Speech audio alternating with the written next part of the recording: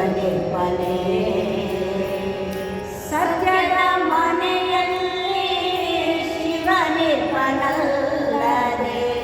ಅಸತ್ಯದ ಮನೆಯಲ್ಲಿ ಶಿವನಿರ್ಮಲೆ. ಇಲ್ಲಿಲ್ಲ ನೋಡಿರೋ ಇದು ಕಾರಣ, ಇಲ್ಲಿಲ್ಲ ನೋಡಿರೋ ಇದು ಕಾರಣ. ಸತ್ಯದ ಮನೆಯಲ್ಲಿ ಶಿವನಿರ್ಮಲಲ್ಲದೆ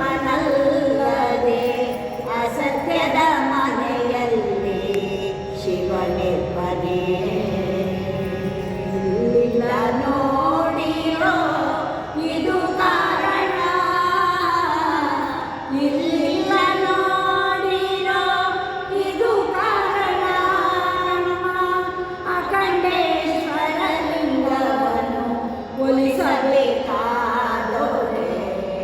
ಅಖಂಡೇಶ್ವರ ಲಿಂಗವನ್ನು ಒಲಿಸಬೇಕಾದೋರೆ ಸತ್ಯವನ್ನೇ ಸಾಧಿಸಬೇಕು ಕಾಣಿರೋ.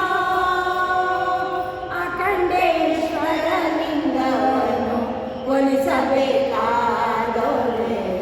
ಸತ್ಯವನ್ನೇ ಸಾಧಿಸಬೇಕು ಕಾಣಿರೋ.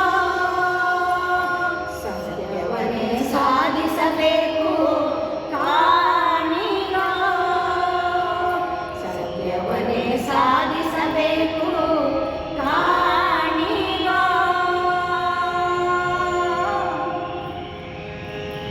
ಇಲ್ಲಿ ಸತ್ಯದ ಮನೆ ಯಾವುದು, ಅಸತ್ಯದ ಮನೆ ಯಾವುದು ಎನ್ನುವ ಪ್ರಶ್ನೆಗೆ ಉತ್ತರ ನಮ್ಮ ದೇಹ, ಮನಸ್ಸು, ಅಂತಃಕರಣ.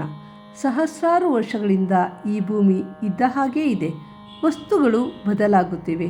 ಹಣ, ಆಸ್ತಿ, ಐಶ್ವರ್ಯ ಯಾವುದೂ ಸ್ಥಿರ ಅಲ್ಲ ಎಂದು ಎಲ್ಲರಿಗೂ ಗೊತ್ತಿರುವುದೇ. ಒಬ್ಬ ಮನುಷ್ಯನ ಆಯಸ್ಸು ಎಷ್ಟು ಎಂದರೆ ಹೇಳುವುದಕ್ಕೆ ಆಗುವುದಿಲ್ಲ.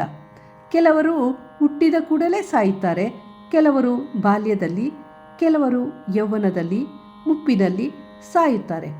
ಅಬ್ಬಬ್ಬಾ, ಜಾಸ್ತಿ ವರ್ಷ ಅಂದರೆ 120 ವರ್ಷ ಬದುಕಬಹುದಾ? ಇಷ್ಟೆಲ್ಲ ಗೊತ್ತಿರುವ ನಾವು ಸುಳ್ಳು, ಮೋಸ, ವಂಚನೆ, ಅನ್ಯಾಯ ಯಾಕೆ ಮಾಡಬೇಕು?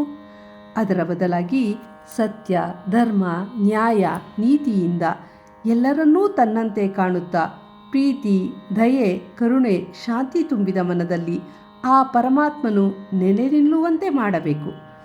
12ನೇ ಶತಮಾನದಲ್ಲಿ ಅಲ್ಲಮ ಪ್ರಭುಗಳು ಭೂಮಿ ನಿನ್ನದಲ್ಲ, ಹೇಮ ನಿನ್ನದಲ್ಲ, ಕಾಮಿನಿ ನಿನ್ನವಳಲ್ಲ, ಅದು ಜಗಕ್ಕಿಕ್ಕಿದ ವಿಧಿ, ನಿನ್ನ ಒಡವೆ ಎಂಬುದು ಜ್ಞಾನರತ್ನ ಎಂದು ಹೇಳಿದ್ದಾರೆ. ಅದೇ ರೀತಿ ವಚನ ರಚಿಸಿದ 17ನೇ ಶತಮಾನದ ಷಣ್ಮುಖ ಶಿವಯೋಗಿಗಳು ಹೇಳಿರುವಂತೆ ಸತ್ಯವನ್ನೇ ಸಾಧಿಸಿ ಆ ಪರಮಾತ್ಮನನ್ನು, ಅಖಂಡೇಶ್ವರ ಲಿಂಗವನ್ನು ಒಲಿಸಿಕೊಳ್ಳೋಣ. ಧನ್ಯವಾದಗಳು.